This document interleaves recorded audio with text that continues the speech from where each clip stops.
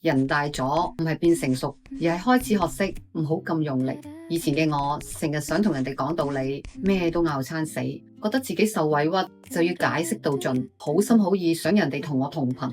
但係而家我明白咗，每個人困喺自己嘅世界，根本冇得夾硬嚟。你嘅位置唔同，眼界唔同，人生嘅底色自然唔同。天上嘅雀仔永遠唔明白深海點解會咁嘈，魚亦都唔會明白天空有幾闊。冇話邊個錯，只係我哋活喺唔同嘅星球。你覺得好重要嘅道理，你放喺心上嘅細節，人哋可能從來都冇當一回事。慢慢你會釋懷，人與人之間唔使再強求互相明晒，只需要互相尊重。世界本身就係咁，有人中意靜，有人中意熱鬧，有人行得快，有人慢慢活。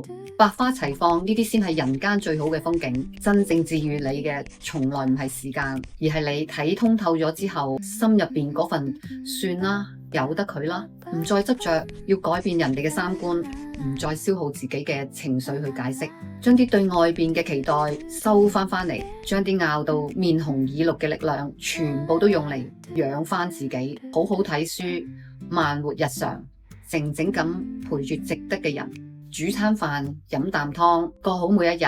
允許人哋做人哋，允許自己做自己，唔解釋，唔糾纏，唔內耗，唔求任何人嘅認同。各自有各自嘅立場，各有各嘅風景，咁就已經係最好嘅安排。呢個多變嘅世界入邊，守住自己嗰份安靜嘅角落，從容自在清醒。原來有啲通透，唔使經歷大風大浪先識。